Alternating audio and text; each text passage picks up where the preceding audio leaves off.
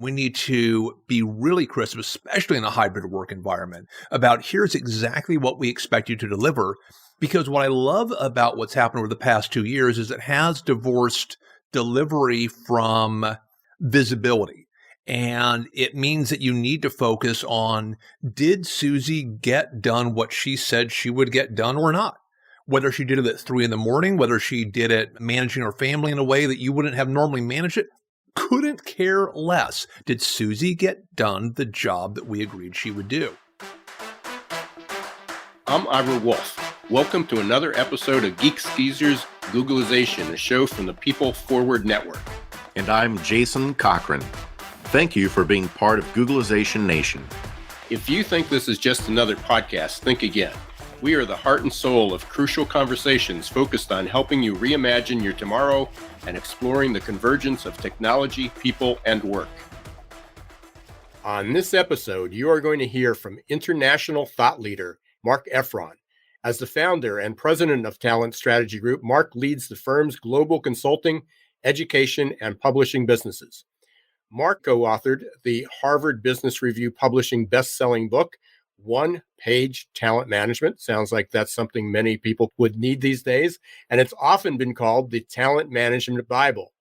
Companies worldwide apply its discipline of science-based simplicity, accountability, and transparency. Marc's new book from Harvard Business, 8 Steps to High Performance, is quickly approaching bestseller status. Marc also founded and publishes Talent Q magazine and founded the new Talent Management Network. It should come as no surprise, with all of Marc's expertise and wisdom, that we're going to discuss the future of talent management and HR as we continue to navigate these never normal times. Ira, here's something our listeners might not know.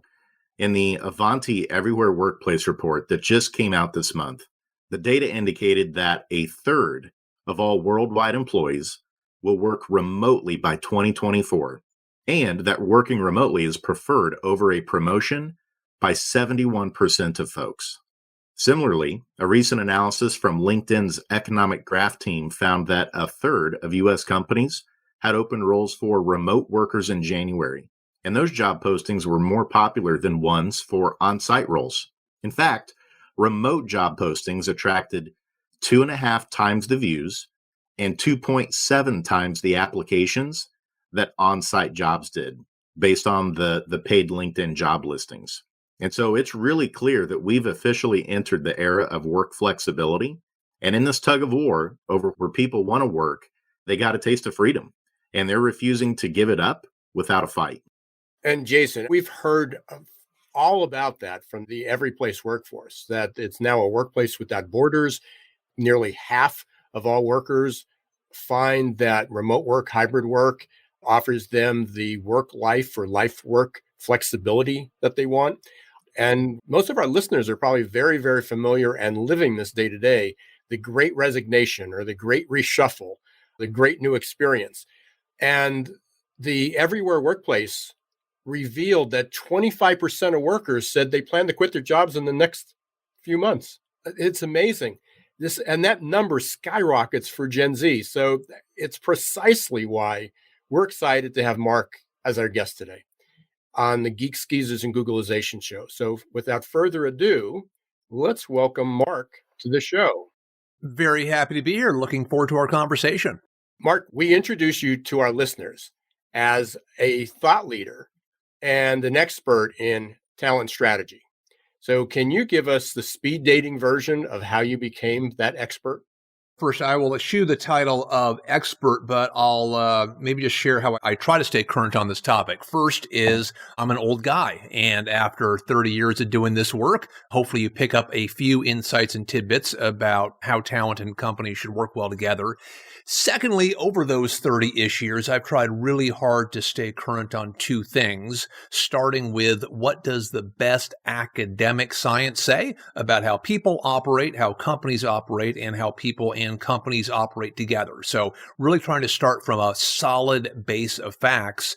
But then I've just had the good fortune of working not only in companies as a head of talent or a senior HRBP, but consulting around the globe, every size company, every industry, and hopefully distilling some knowledge from those experiences. And a lot of it is just tied together with a curiosity about how do we help people and organizations to work more effectively together.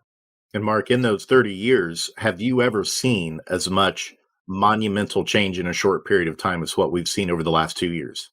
So that easy setup on no, I have not. And I think the question, I bet we'll dig into this today, is kind of where has that change taken place? Because it's really easy. And I think when we were all kind of in the midst of the pandemic last year to say, the world has completely changed. We have to manage people in a completely different way. And there's probably a bit of throwing the baby out with the bathwater on that. So I think it's smart practitioners, smart leaders are really trying to sort through what exactly should we do differently, but where do the things that we used to do actually still apply quite well in organizations? And in your book, The 8 Steps to High Performance, you kind of list out what it takes to have a high performer's mindset and to excel at work. I'm sure a lot of the things that are needed in order to be successful right now come from your book. Can you share what some of those tips and strategies are with our listeners? Sure. When we talk about the high performer's mindset, that's really before you even do anything at work to try to be a high performer. It's the way you're approaching being successful. And this has actually become strangely controversial because the first thing that I talk about when we talk about a high performer's mindset is you're probably going to work more hours than other people. Now, I think that's a truism. I think it's really difficult to say you're going to be a high performer over time without probably having more reps in place than other people. But there's a lot of pushback right now saying, how can you possibly say that? It's not about hours, it's about results. Well, yes, but there's some correlation. And it's not fair because not everyone is equally able to put in more hours. Also true, but not necessarily distracting from the key point. So the first point of being a high performer is saying, yeah, I'm probably going to need to sacrifice some stuff I enjoy doing to do other things that allow me to be more successful at work. I might not get to see my favorite sports team as much as I want, maybe not as much time with my family as I would like. I'm going to dedicate some of that time to doing things that benefit me at work. And the other part of having that high performer's mindset is recognizing high performance is always relative. Meaning if we're all working together and I hit 120% of my goals and Ira hits 140% of his goals and Jason hits 160% of his goals, we all had a good year, but I'm the lowest performer of the group. So that high performer's mindset means you understand you're going to put in some time and probably more time than other people. You're going to not do maybe some of the things you enjoy doing quite as much. And even if you do all those things, you might still not be on the gold medal podium because somebody else outperformed you. Mark, it's so interesting as you're talking about that. And I spend a lot of time talking about adaptability. And a core part of that is about the fixed and growth mindset. So it sounds like when you're talking about a high performer, they have that growth mindset. They're always looking to grow. There's only more challenges and opportunity that are at the forefront. But I'm also looking at what you just shared seems to be contrary to that shift to life-work balance. So high performers are tending to, you're saying, oh, you got to give that up. And that seems to be the baby boomer world. And Gen Z and millennials and many baby boomers are saying, I've had enough of that rat race, the corporate world. I'm going to spend more time with my grandkids, playing sports, pursuing a hobby, doing whatever I want to do. Can you square that for us? Yeah, I think those are wonderful choices that people are making. And to our earlier conversation, certainly a substantial and meaningful shift over the past couple of years in folks who are making that change. Now, let's go back to when I said a lot of things have not changed, and we need to kind of differentiate what's changed and not changed in the workplace. Companies still want people who work really hard, who engage in the right behaviors, who are willing to sacrifice, who are ambitious. That hasn't changed. So the demand side hasn't changed. The supply side, to what you just mentioned, has changed. And so the question is, how do we match those two things? Because if I'm an employer and there used to be 100 people willing to sign up to really contribute, to sacrifice, et cetera, and now there are only 50, Okay, so what does that mean for how I have to manage? It doesn't mean I change my standards, but what it probably does mean is I need to think in maybe more tiered categories, that it's not only that it's the person who will completely dedicate themselves to work that I need. What are a few other categories that involve slightly less sacrifice, but where I still find value? And how do I describe what I'll call as the deal for each of those categories? So the high potential deal is easy. Ira, you're a high potential. You're doing a bunch of stuff for us. Here's this huge investment we're going to make in you. And we both love that deal. What does the deal look like one step below that? What does a high performer deal look like? Ira isn't interested in moving up, but man, he's really good at his job. Cool. What's the deal for that? Well, maybe it's, Ira wants semi-retirement. He's happy to give us the best 30 hours a week he can, but that's it. Okay, well, what's the deal for that? And I think that's where we need to have a meeting of the minds in what companies are offering and what job seekers are seeking. Is you're not likely going to put in your best 30 hours and get the same recognition and accolades as somebody who puts in 50 hours.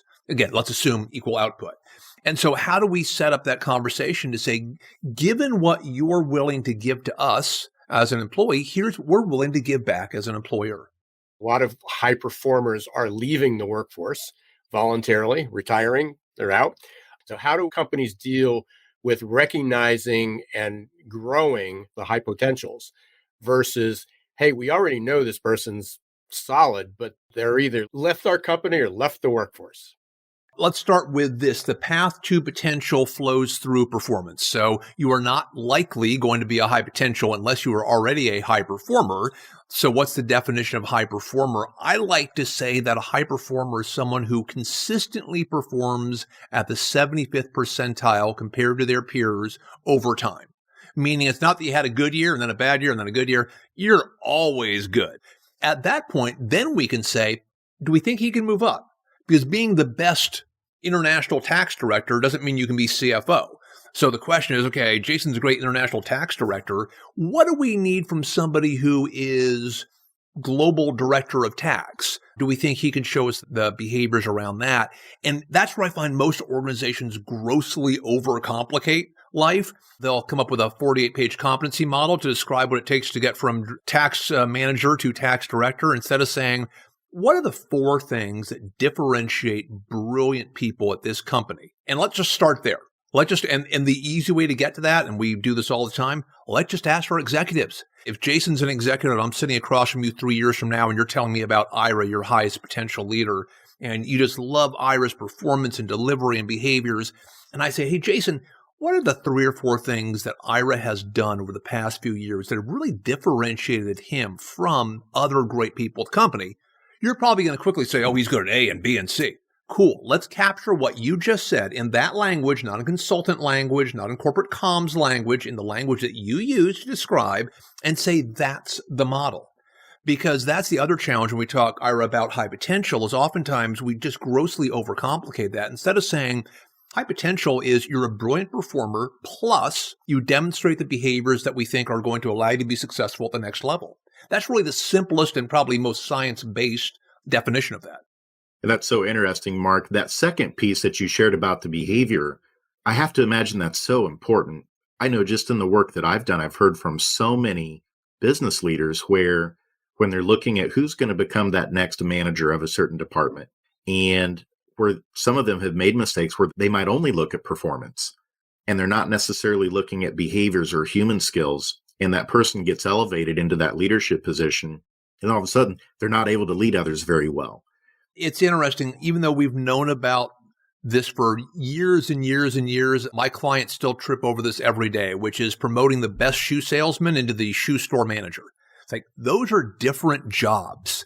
There's nothing wrong with being the best shoe salesperson. Let's make sure you're making a ton of money and you're super engaged in your job. And let's ask you if you want to be the shoe store manager. And let's have a clear point of view about here are the 4 things that make a good shoe store manager. I think that's where we still trip, is we conflate performance with potential instead of saying potential is performance plus something else. And again, let's get clear on the few things, not the 100 things, the few things that really differentiate what that plus looks like at the next level.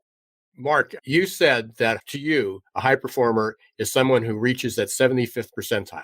They're better than 75% of the rest of the people. That means that companies have to have metrics in place. They have to have a way to measure performance. So up to this point, that has been a struggle. I've been in the business 26 years.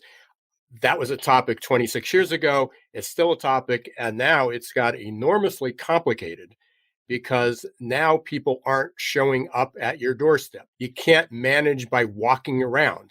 You can manage by having screens around, but you can't manage that.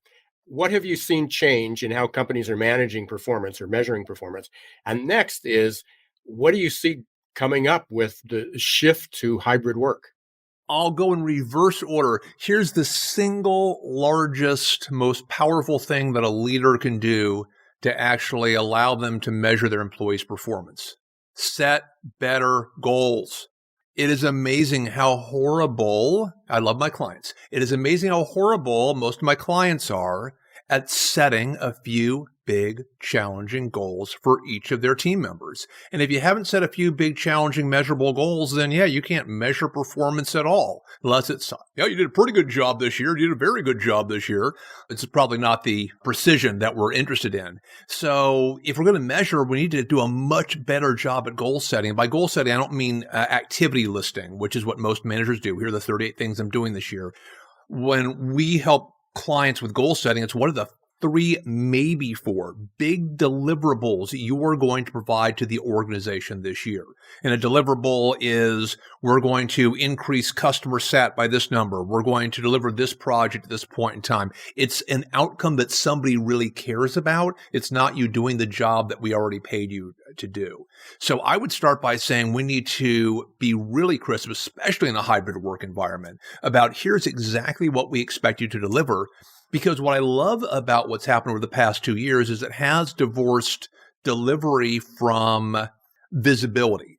And it means that you need to focus on, did Susie get done what she said she would get done or not?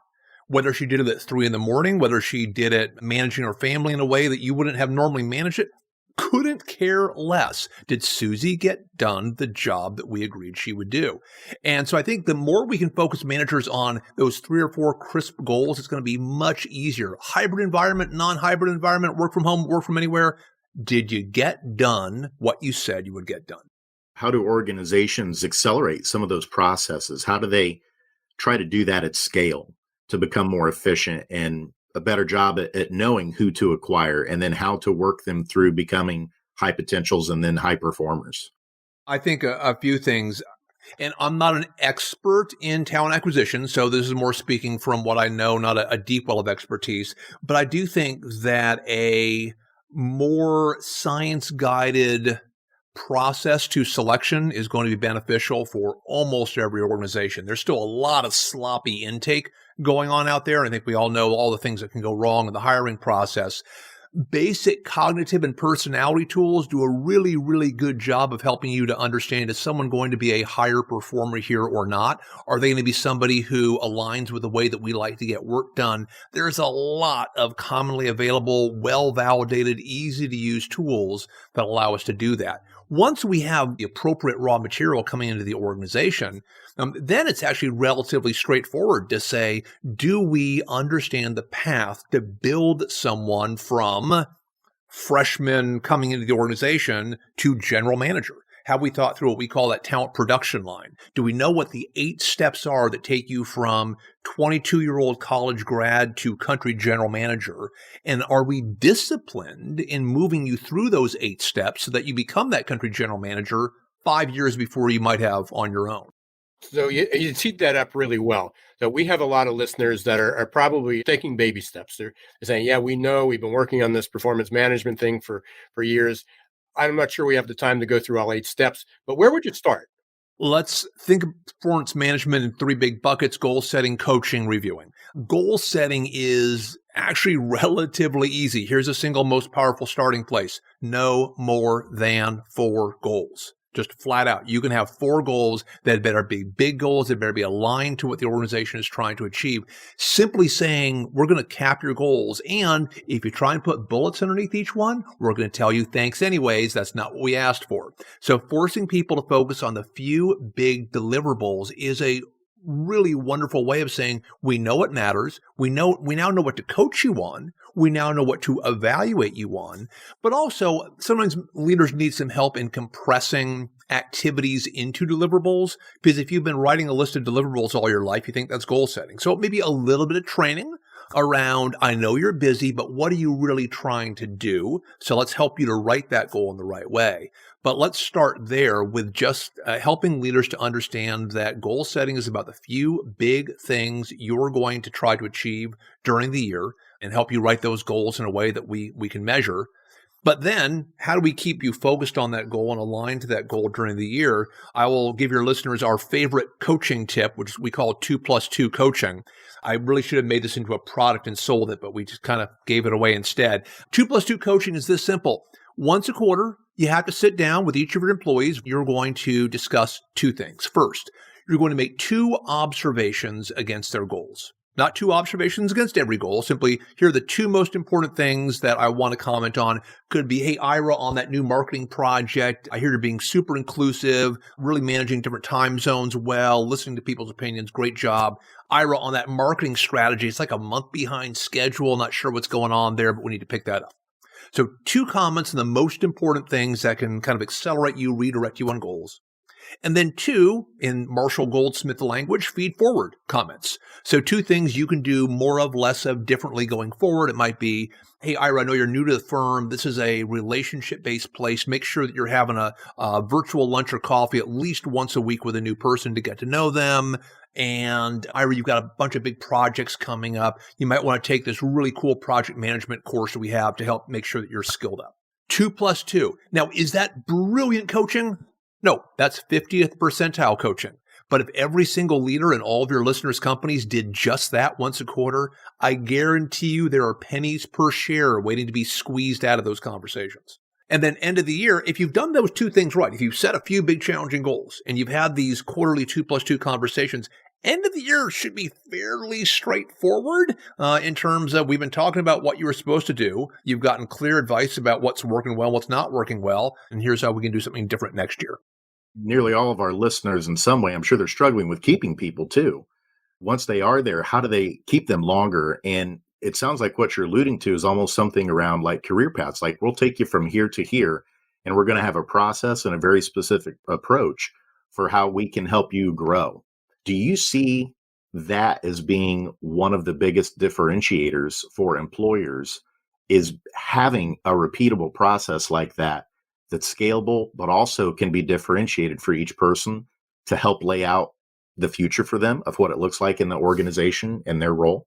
Short answer, Jason, is yes. I think how we execute that in companies probably needs a bit of work. In most of the organizations I work with, development is the worst process, and it's an order of magnitude below the next worst process. I think that a few things would help there. One is actually hold managers accountable for ensuring that their team members have a very high quality development plan. So there's zero accountability in most organizations around that. But secondly, let's shift our thinking to experience-based thinking. So career paths, they were lovely. I never had one, but I'm sure some people did. They're gone. But experiences are still out there. So we're big fans of kind of experience maps and saying, oh, you want to be a brilliant marketer? Okay, we see there being about 12 different experiences that help shape a great marketer. They might be jobs, they might be projects, but these are the building blocks of your resume. And to your retention question, Jason, make sure that your best talent is always perceiving themselves as being the biggest, juiciest developmental experience they can get. Because at the end of the day, when you look at all the surveys out there about why people leave, it's normally around, I didn't see any opportunities. So one of the things I always recommend to our clients is, today, think about every high potential leader you have and answer the question of, are they in the biggest, most developmental experience they can be in right now? If anyone is not, make that change in the next 3 months, because that is a huge retention risk right there. And that's a lot tougher than just giving them an extra 10% in salary. But I guarantee you, anyone can beat whatever comp offer you make today, but they probably can't beat a really well-crafted experience. What I hear you saying, Mark, is that there's a lot of change that's going to be coming down the pike, both from individuals. They're going to have to reskill, upskill, gain some new abilities, but also the organizations. I mean, we've talked a lot about the management behavior and talent strategy. But we need to change behaviors, and the cultures are going to have to change. And when I say culture, it's how we manage, but it's also how we compensate, how we reward, how we recognize. I think it brings up an especially salient point given the changes we've had in the past couple of years into our earlier conversation about maybe there are different tiers of contribution that didn't exist before.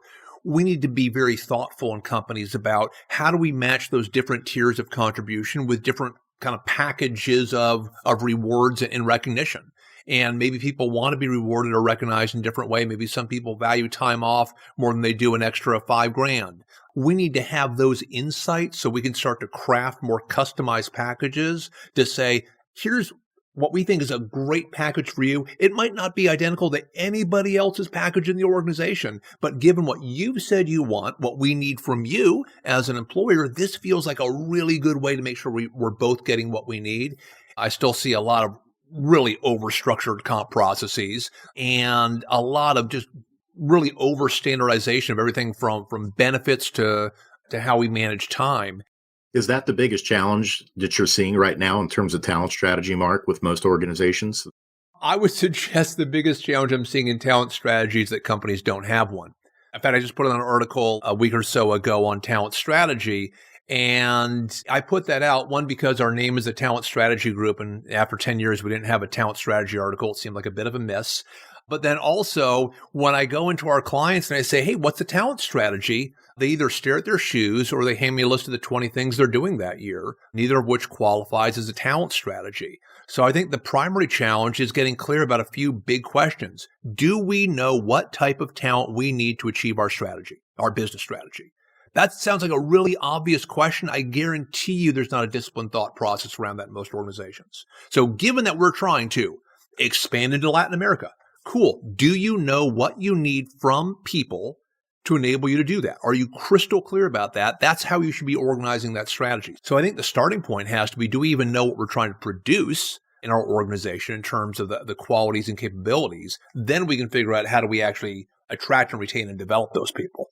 As Jason and I tell every week, and our listeners are probably getting sick and tired of hearing this, is we spend 40 minutes with our guests, and we're just starting. We have so much to uncover. We just got the tip of the iceberg. So I do hope you'll come back and do this again. But we got a question. When we have you back, 12 months from now, spring of 2023, is it still going to be the same challenge, or do you anticipate there's going to be a different challenge companies are going to face? Here's the one thing I'm anxiously waiting. I think we simply need to wait another year is, what are the lasting changes from the pandemic? Because we're still kind of at the tail end. I think it's really difficult to say, oh, the world has been shaped in way X or way Y. I think we need a little bit of time for things to sort out. And that goes to, I think, the big question that you mentioned earlier around remote or virtual and how is that going to play out? Because I think that dictates so many of the other choices that we've talked about over the past half hour or so in terms of where people work and how people work. So hopefully we'll have a little more settling around that question. And that, I think, will provide a lot of guidance for the other choices that we make around talent. No, absolutely. It's amazing how quickly things are changing. There was just a McKinsey article, and they talked about what was different about this crisis, about the pandemic, was not the crisis and not the magnitude of the change, but the duration of the change.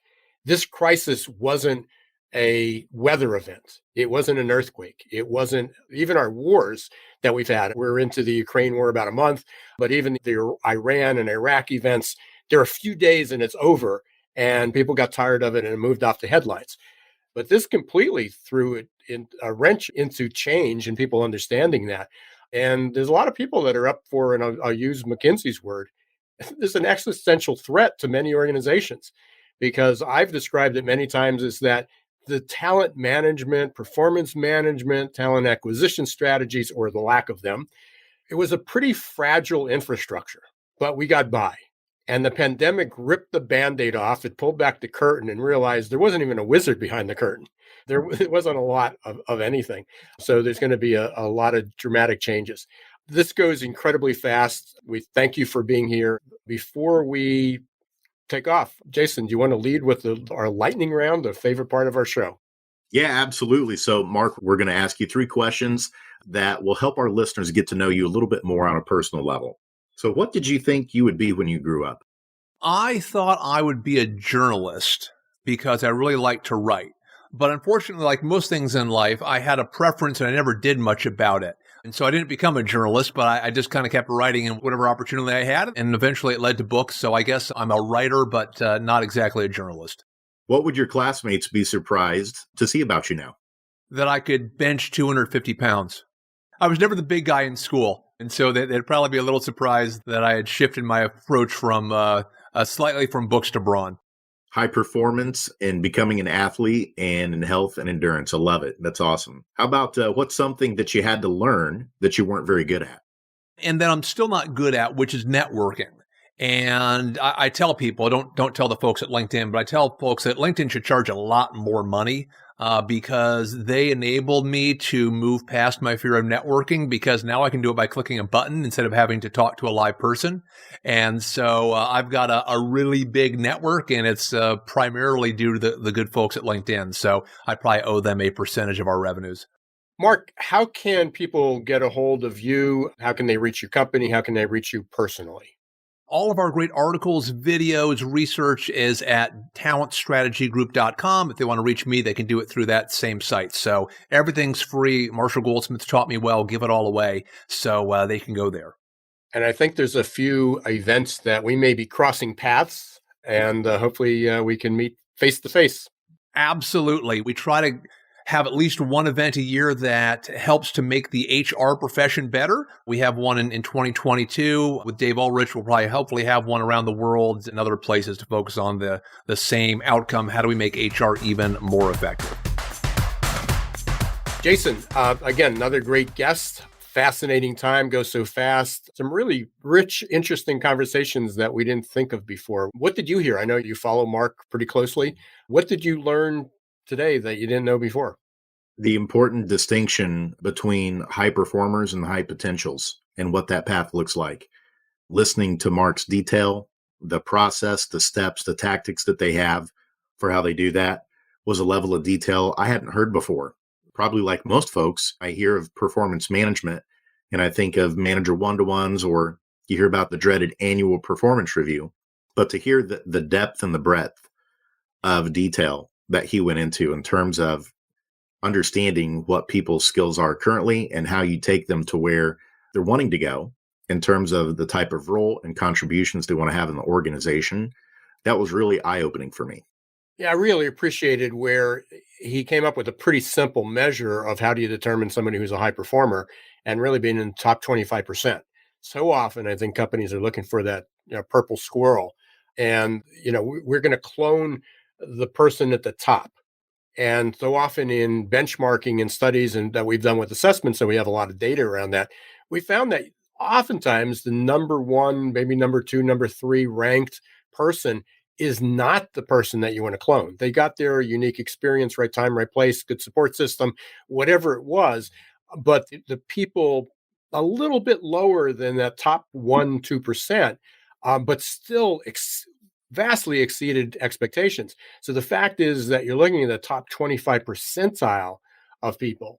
Those are considered your high performers. And then also, I really appreciated the way he approached it when I asked about compare the high performer and the high potential. And he immediately went to performance. He says, you have to have, even high potentials have to have performance.